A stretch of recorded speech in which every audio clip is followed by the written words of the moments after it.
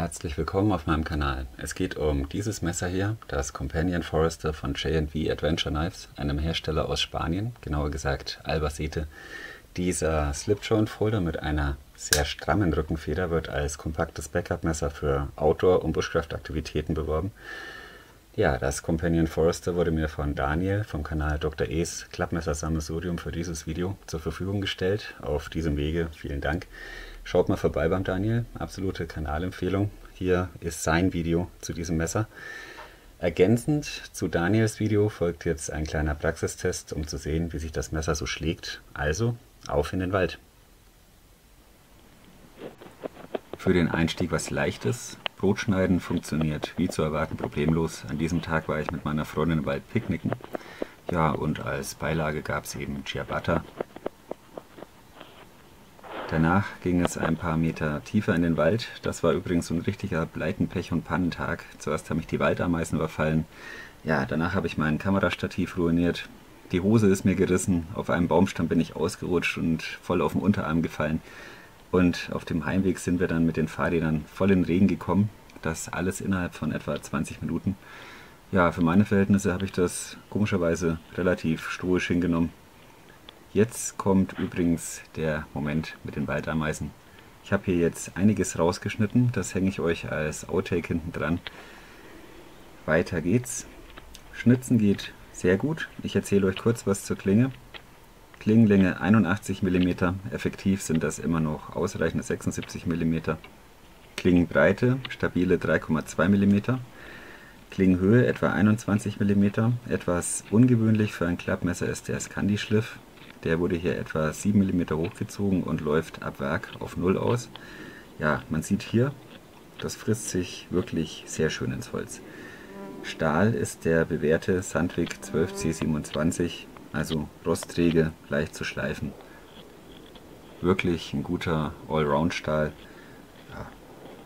Wie anfangs erwähnt, ist es ein Slip-Joint-Mechanismus. Die Rückenfeder ist sehr, sehr stramm. Das Messer vermittelt Sicherheit. Ich sehe da kein Problem, so ein Messer als Backup im Bushcraft- oder Outdoor-Bereich einzusetzen.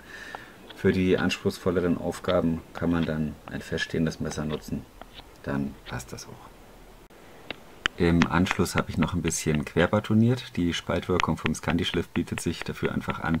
Wobei ich insgesamt vom Batonieren mit Klappmessern abrate, besonders bei einem Slip-Joint-Messer, wenn man ungeübt ist. Es gibt noch die Felix-Imler-Methode, die verlinke ich euch hier mal. Ja, dann ist das eine relativ sichere Sache. Wie gesagt, kam dann der große Regen, also ging es ab in die Küche meiner Freundin. Hier zum Spaß mal ein Stück Gartenschlauch, funktioniert wirklich gut. Man sieht hier auch mal die Klingenbreite ganz schön.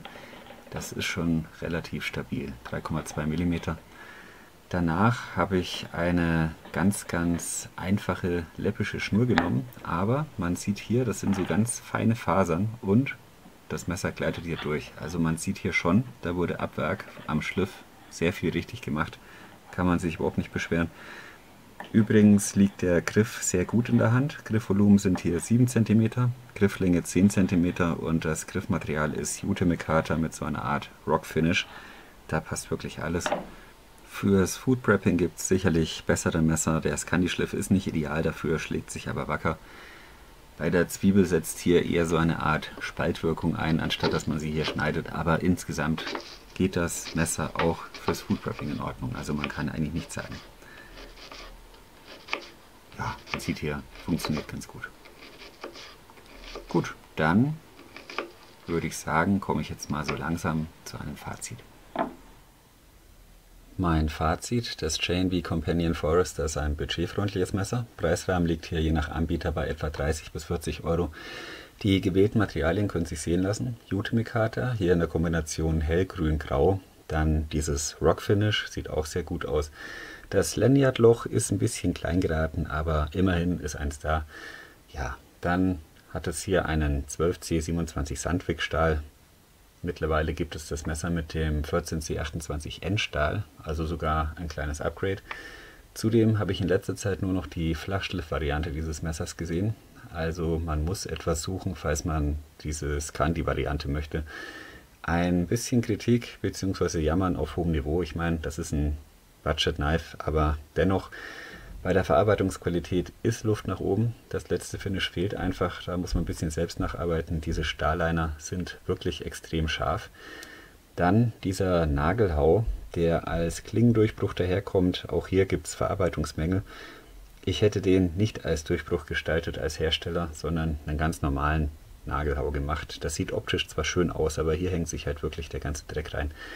Ja, das sind wirklich so Kleinigkeiten, ist jetzt nicht besonders schlimm. Zum Abrunden aber dann noch 3 schöne Dinge. Die Klinge kann man hier mit einem 8er Torx mal ausbauen, wenn man das Messer zum Beispiel reinigen möchte.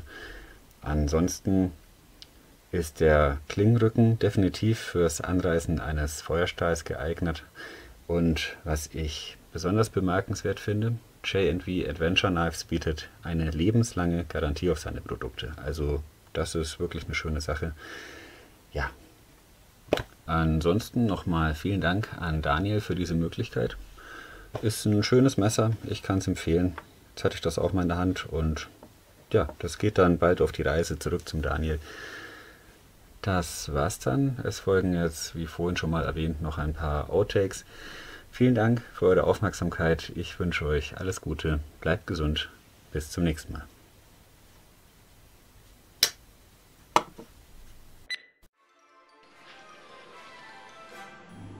Ah!